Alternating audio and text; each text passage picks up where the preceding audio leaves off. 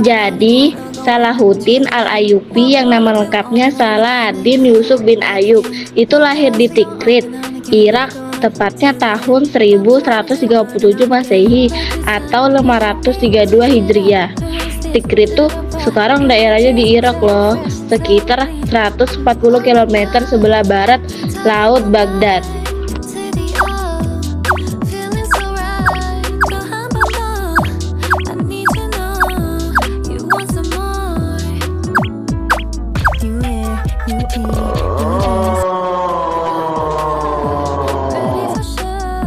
Capek ah.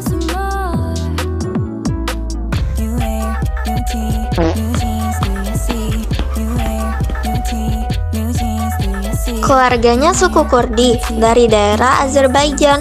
Ayahnya namanya Najmuddin Ayyub bin Shahdi, seorang gubernur benteng Tikrit waktu itu. Jadi memang dari keluarga politik gitu. Oh, jadi udah dari keturunan orang penting ya? Terus, masa kecilnya gimana sih? Langsung diajarin perang-perangan gitu? Sebenarnya enggak juga. Pas kecil, katanya Salahuddin lebih tertarik sama ilmu agama sama sastra. Dia dikenal sebagai anak yang cerdas, rajin belajar, dan punya spiritual yang kuat. Baru belakangan dia tertarik sama ilmu militer. Iya, soalnya keluarganya pindah ke Damaskus, Suriah waktu dia masih kecil. Di sana ayahnya jadi pejabat di pemerintahan Nur ad-Din Zangi, Sultan Suriah. Sejak kecil Salahuddin udah dikenal punya sifat rendah hati, disiplin, dan kecerdasan tinggi. Dia suka banget baca buku tentang sejarah dan strategi perang.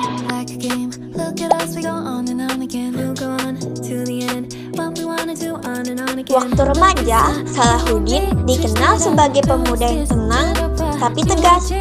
Dimulai belajar seni memanah, menunggang kuda, dan taktik perang dari pamannya yang bernama Asad ad-Din Sirkuh. Tahun 1163, pas Salahuddin berusia sekitar 26 tahun, Sultan Nur ad-Din mengirim pasukan ke Mesir yang dipimpin Sirkuh, pamannya Salahuddin. Iya, waktu itu Mesir dikuasai dinasti Fatimiyah yang Syiah, dan ada ancaman dari tentara salib yang ingin menguasai Mesir. Sultan Nur ad-Din yang Sunni pengen bantu stabilkan Mesir sekaligus perluas pengaruhnya. Terus Salahuddin ikut pamannya ke Mesir. Sebagai apa? Awalnya dia cuma jadi pewira muda di bawah komando pamannya, tapi karena kecerdasannya dia cepat dipercaya untuk mengurus urusan administrasi dan diplomatik. Salahuddin sebenarnya awalnya gak mau pergi ke Mesir. Dia lebih suka kehidupan tenang di Damaskus. Tapi karena kewajiban dan tanggung jawabnya sebagai prajurit Nur ad-Din, dia akhirnya ikut.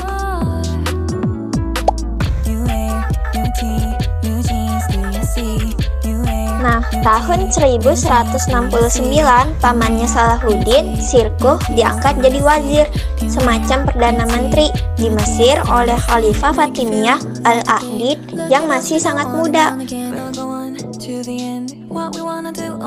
Tapi pamannya nggak lama menjabat.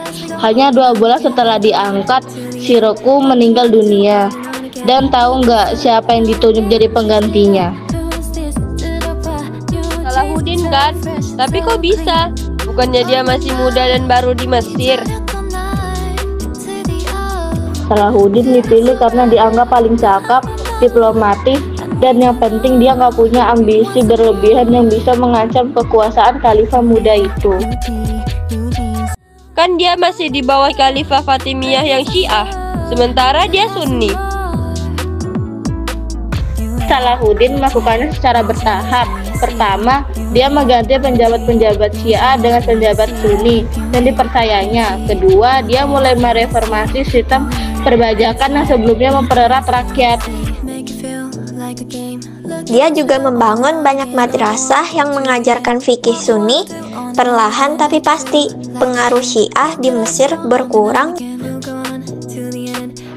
Salahuddin melakukannya dengan sangat hati-hati dan bijaksana. Dia tetap menghormati khalifah di depan publik. Bahkan saat dia mulai mengubah khutbah Jumat dari nama Khalifah Fatimiyah ke Khalifah Abbasiyah di Baghdad yang Sunni. Dia tunggu sampai Al-Adid sakit parah.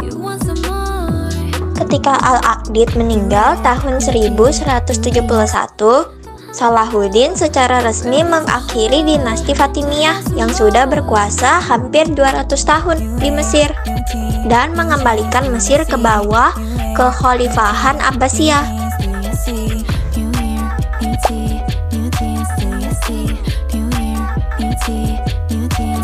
Setelah Nur ad-Din wafat, Salahuddin memang punya kesempatan besar untuk menyatukan daerah-daerah Islam, tapi nggak mudah loh. Betul, banyak penguasa lokal yang nggak mau tunduk sama Salahuddin. Ada yang iri, ada yang takut kehilangan kekuasaan, ada juga yang bekerja sama dengan tentara salib demi kepentingan politik. Salahuddin punya 3 pendekatan utama. 1. Diplomasi dan pernikahan politik. 2. Kekuatan militer yang cuma dipakai kalau diplomasi gagal. Dan 3. Yang paling penting, visi besar tentang persatuan Islam melawan musuh bersama, yaitu tentara salib. Dia merekrut tentara dari berbagai suku dan latar belakang. Kurdi, Arab, Turki, bahkan tentara bayaran Eropa. Tapi kan butuh uang banyak untuk membiayai tentara sebesar itu. Makanya Salahuddin juga mereformasi sistem ekonomi dan perbajakan. Salahuddin menghabiskan hampir 10 tahun untuk menyatukan dan memperkuat pasukan muslim sebelum benar-benar siap menghadapi tentara salib secara langsung.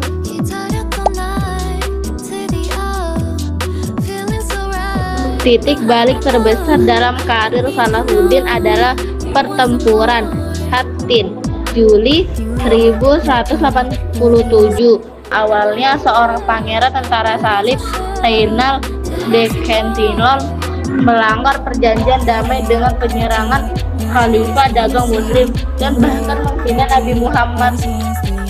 Bukan langsung menyerang benteng-benteng tentara salib, dia justru memancing pasukan salib keluar dari benteng mereka di tengah musim panas yang sangat terik.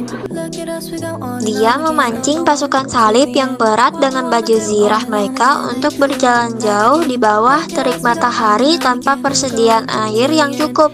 Sampai akhirnya di sekitar Bukit Hattin, pasukan Salahuddin yang lebih ringan dan lebih siap mengepung mereka.